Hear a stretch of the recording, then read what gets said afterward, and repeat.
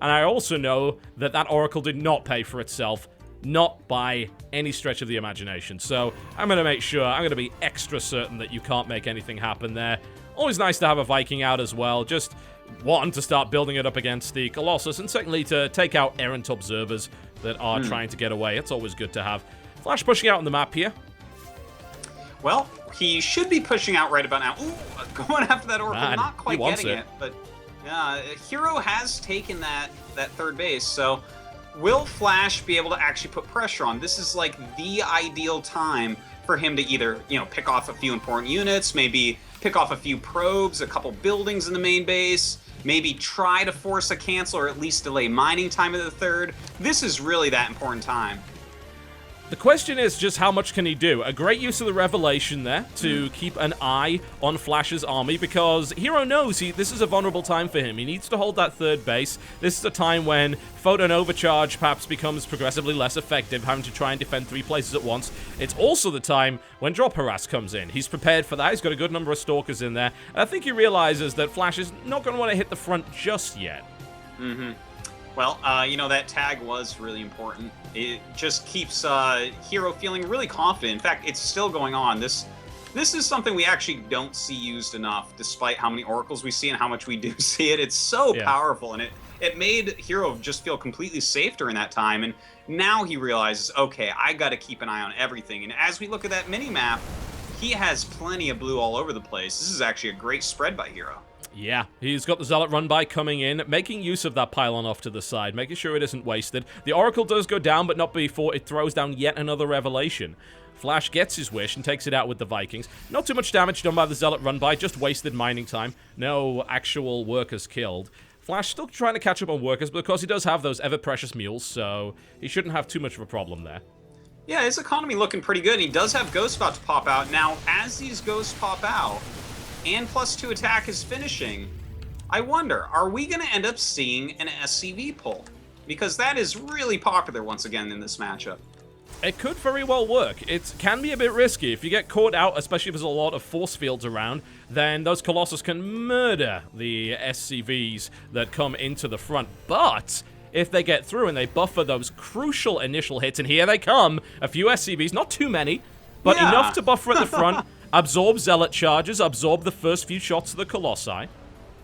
This is definitely not an all-in SCV pull. This is something else that we don't see nearly as often. This is just 11 SCVs that he's pulled. So we'll see how well this does for him. Definitely can stand to lose 11 and still play this game out. Yeah, certainly. He also has an army supply advantage, so this is a lot beefier than it has any right to be. Can Flash get the good engagement, though? He's looking for it right now. He's posturing. Down goes the Photon Overcharge. Flash immediately pulls back. Ooh, stem's right there, and the stem is wasted a little bit, but he goes right up into this natural. Ooh, I really like this move by Flash. He's going to be able to pick off this natural, but his army is stuck, so he's going to have to turn around and fight as well. Yep, this can be pretty risky. He's going to need to take down those Colossus. He needs the SCVs at the front to buffer. They're not quite there, and Flash taking a lot of damage, but the Zealot wall is pretty much gone. The Stalkers blink under the Vikings. The Ghosts die here as well. Colossus come in from the side, and even though that Nexus goes down, Hero is able to get the majority of that army from Flash put in the ground. That said, the economic damage here for both players was huge, but more so for Hero. Yeah, he's down to 25 probes. That's like no economy at all. And don't forget, Flash has those mules. So did Flash do enough damage to the actual army itself, I guess is the real question. Well, you know what? He killed all the Colossus. There's only 2 sentries left, and that just leaves Zealots and Stalkers. So I think that he did. I'm liking Flash's position here over Hero's. It's looking okay, isn't it? The errant Viking, the lost Viking, is on his way to try and take the Colossus. He gets it down to half health, not bad. The sentries not doing their job there, certainly. But the Stalkers do finish it off. Hell, any damage you can do to a Colossus, the better it is. Take that thing down before it shoots too much. +3 weapons on the way here for Flash, and now he knows he has to survive the counterattack. The bunkers are not done yet, but only Blink Stalkers against us +2 Marauders. You don't want that. Hero needs to wait. He knows that. He's bringing the Zealots in. There are no Ghosts this time, but the bunkers are just finishing off. SCVs coming off the line as well. That last Colossus at the back is doing so much, and it hasn't been picked off as of yet. Can Flash hold? Another bunker completes, and this force from Hero just barely is not able to break the front. Wow, he actually did a lot more damage with that attack than I thought he would. That one Colossus. Oh man, that Viking is really sad that it didn't kill it off now, because that did a ton of work there. But at the end of the day, Flash holds. Even though he loses some more SCVs, he still has more SCVs than there are probes. And he does have those mules dropping, so still liking the position of Flash here. Yeah, it's looking pretty good. We do have Chrono Boost being applied. Getting when behind Go Dark Shrine by the looks of it. It is on its way. Of course, that could be for Archons, but we'll see what happens there. Regardless, more Colossi are out. He notices, you know what? Viking count isn't very high. Might be a good time to get those back up. I never realized Flash actually landed his factory in the natural and started building widow mines in Heroes Natural. Oh, I didn't notice that either. That's hilarious. Oh, I love moves like that. That's so cool to see. Does get shut down eventually, but Flash's army's looking terrifying. Look at the Marauder count here. Wow, his army is really, really scary. And the fact that he's still got a reasonable amount of medevacs and is able to create some Vikings, because really Colossus is his only chance for hero, that's good to see for him as well. Definitely, and you know, back to that Dark Shrine, I like this idea also, because he knows that a lot of SCVs have died, which means Flash really doesn't want to have to use scans. No. A big part of his lead right now is the fact that he has mules. That is very true. Flash is about to be on 3-1. He's going to be up against 2-2, so it does even out a little bit. But that +3 upgrade for Marines matters a lot. You know, you're adding 50% onto their overall DPS once you've got that upgrade versus unupgraded. So that's always nice to have. Stalker hit squad on the way. It definitely doesn't want to be there. He discovers that. But he does get some interesting information about Flash's composition, and Hero should be worried right now. We are talking 90 supply versus 140. Wow. Yeah, that's pretty tough to overcome, especially when you don't have Psy Storm. That's a huge issue here. 4 medevacs, 7 Vikings, or 8 Vikings now. Yeah, no, this keeps, no matter how I look at it, no matter how I try to be optimistic for Hero, I keep seeing Flash taking this game.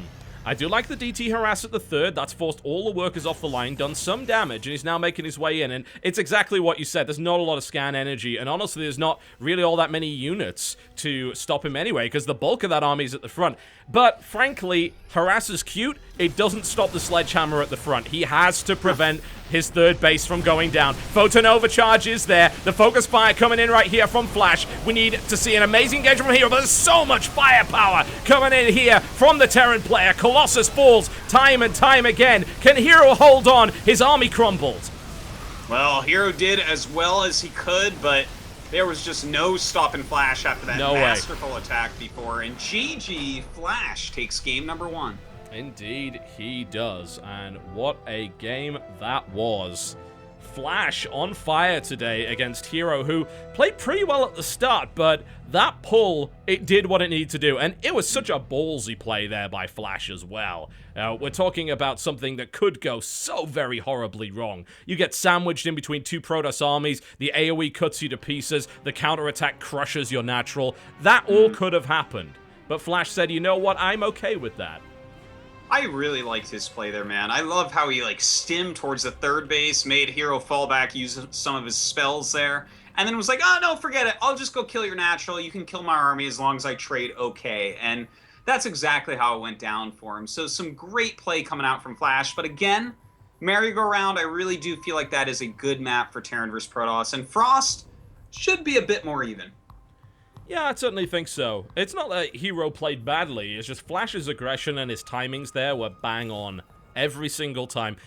Did we see Flash make any mistakes whatsoever? Not really. Yeah, he played a pretty fantastic game. And, you know, that's the thing. We see Flash play a lot of really fantastic games, and then he goes into that best-of-3 format and eventually loses. So will that be the case here today? I certainly hope not. I really want to see him advance. Yeah, I do as well. It would be great. All of the discussion that was going on prior to this was saying, oh, Flash is just such a big get, great invite, but look at his record in individual tournaments, especially in GSL dual tournament format. It just hasn't worked out for him. Do we expect a repeat result? Well, if he keeps playing like this, we are not going to see a repeat result at all, and we will see Flash in the round of 4 in best of 7s, when was the last time we saw Flash play a best of 7? Oh, God. Wait, I think he played one at the beginning of Heart of the Swarm at MLG, didn't he? I believe Against he might Life, have. I believe, in fact, who he may be playing next. I would love to see that rematch. That was the Hyper Yeah. Series. So good. It was sick for sure. That would be an awesome rematch to see. It would. There's no real doubt about that. We're not going to hold on here. Absolutely not. You want to see the next. Confirmation from both players. They're ready to rock and roll. Currently, Flash leads 1-0 against CJ Hero, and Frost will be the venue for the next encounter. All right, Frost. I like the map, Totalbiscuit. It's a big one. It's a good one. This is where we see most of our epic normal and macro games right now in StarCraft 2. Yeah, it is. And I'd love to see that. Absolutely. These guys are both brilliant when it comes to the big macro games. Let's see if they can pull something extra special out. And more to the point, can Hero come back into this after getting roughed up pretty badly in Game 1? We're about to find out. Ladies and gentlemen, welcome to Frost. And it is my pleasure to introduce to you our Terran player, currently leading 1-0 in this best-of-3 series. In the red trunks, KT Flash. And in the top right of our map, getting kind of crushed there in the last game on merry-go-round, the smiling assassin, it is CJ Antis Hero. Now, I've got to say, after a drubbing like that, I don't know if he's smiling right now, but it is Hero. I mean, he is eternally optimistic regardless of the situation, and he's been in this situation 1,000 times before. Yes, indeed. Maybe not smiling exactly after that game, but hopefully smiling after this one. I really want to see all these matches go to 3 games here today. These guys are just like way too good for us to be seeing 2-0s all over the place. Yeah, I couldn't agree more with that. I'm hoping to see some really, really awesome games. So far, it has delivered.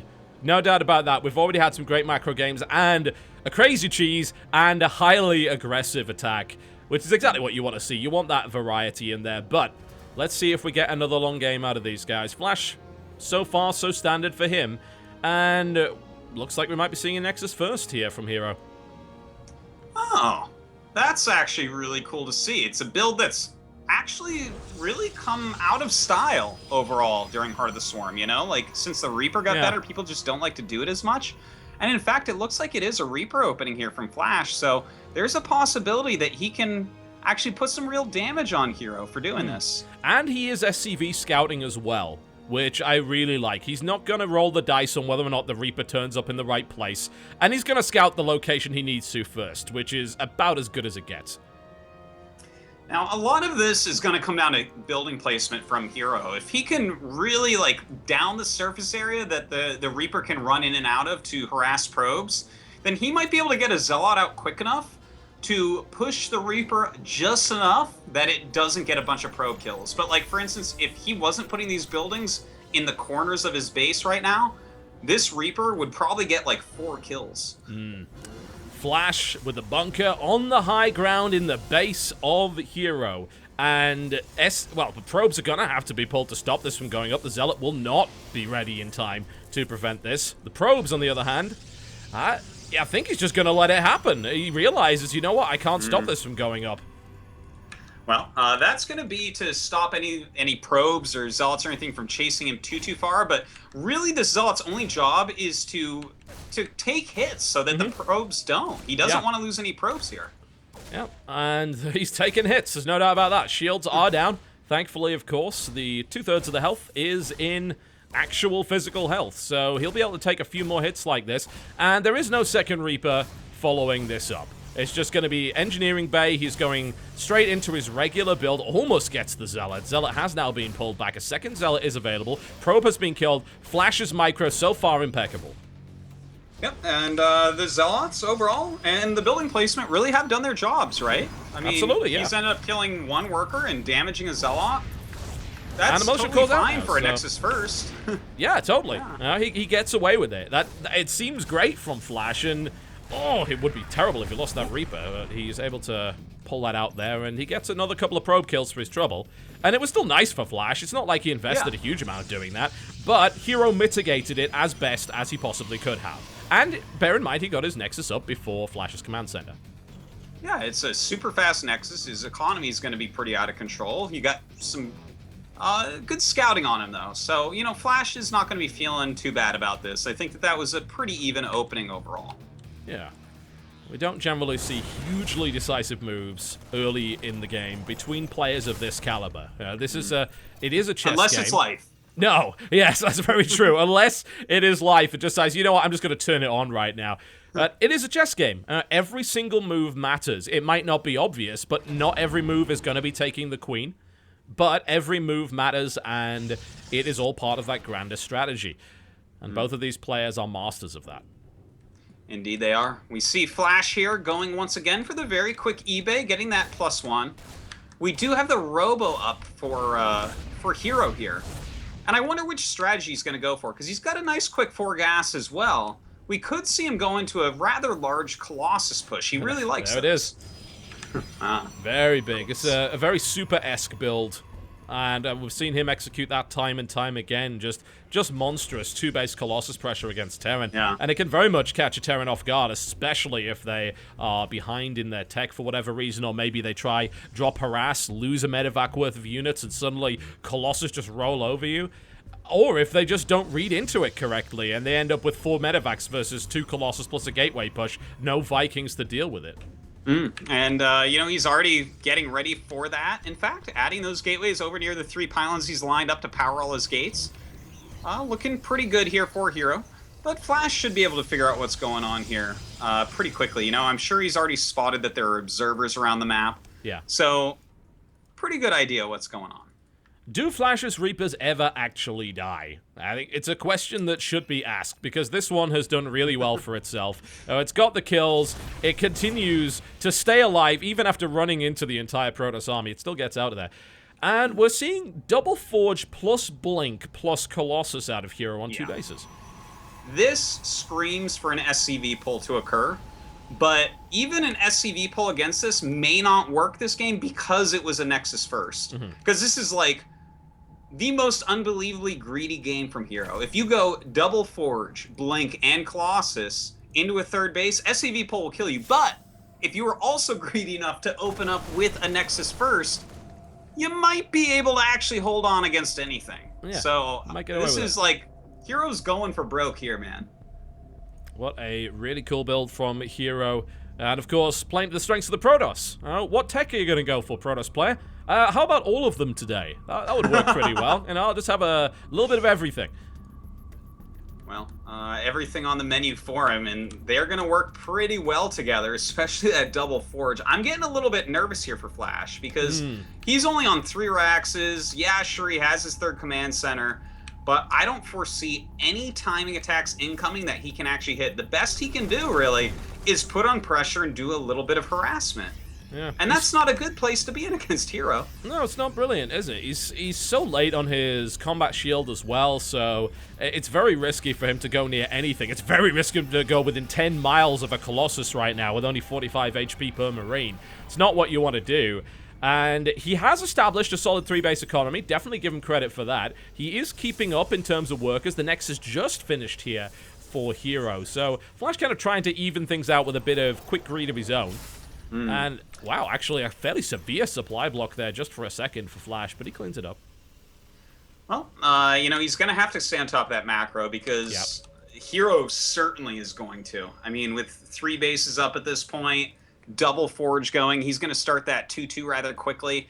That's actually the really scary part. When he starts getting 1, 2, or 3 upgrades ahead of Flash, that's when it's like attack move time for Protoss. Flash really has to get a second eBay going pretty soon here. Yeah, either that or do some significant damage. The last thing he wants to do is sit around and just let a Protoss player tech on 3 bases. The Colossus extended range is not done yet, but there's still 3 Colossus out. Flash he has no Vikings, and his Marauder count isn't really big enough to justify any kind of full frontal assault. He may elect to try and exploit the cliff up here to maybe do some damage to the probe line, but there is already a pylon there to keep an eye on it. Not that that pylon would last very long. No, certainly, but that is the type of move that I feel like he does need to end up making. But you know what? He's adding his 2nd starport, and when you see that 2nd starport added on 3 bases like this, you know, that tells you the Terran really does get what's going on. He realizes, uh-oh, I need to get my Viking count up huge quickly. And a lot of times that does go with the SCV pull we were talking about earlier. I love what Flash does. He's one of the only Terrans to really do this. He says, you know what's really, really good against my third base Zealot run-bys? You know what's really good against Zealots? A wall of supply depots. Very, very true. He has one little hole. I think he needs to make one more depot. Yeah, he's doing. There he is. I was afraid he was going to leave an SCV on hold position. It's like, that does not work well against Psyblades, bro, and you know that. That is just so funny looking, because the thing is, he's basically conceding that, okay, if you Zealot harass me, that's a reasonable move. I can stop that with this. If Hero gets that far with an attack and kills all those depots, Flash is probably dead anyways. Crippling, so you may as well build him there. Yeah, it would absolutely be crippling, and if that happens, Flash, of course, wants to fight in the center of the map, where it's nice and open, where you can get the wraparound, where you can just get behind that wall of Zealots, get at those fragile Colossi. But so far, he's not really been able to get anything done. And that's the worst situation you could possibly be in, when you just see that gigantic Zealot warp in there from CJ Hero, who is sitting now. That's 11 gateways, actually. He's just finished 2 more. Yeah. His upgrade count is getting silly. He has started his 3-3. And if we look at Flash's upgrades, 2-1. That's not up to snuff. No, when 3-3 finishes, that's like death timing for Flash, man. That's really bad. He cannot be that many upgrades behind. And without that second forge, I am getting a little bit more nervous for him. But you know what is really funny here is Hero's just saying, you know, High Templars, I guess they're a pretty good unit, but screw them. I don't need them this game. I've got the upgrades and the macro. And he does. That's certainly not arrogance from CJ Hero. He has what he needs. That is a scary-looking army with a lot of meat at the front. And he's going in before 3-3 finishes, of course, because that is it's a big upgrade. It takes a long time. And Stalker's at the front, taking significant damage, actually. A good little engagement there for Flash, who's actually been on top of his control. But look what's in the main base!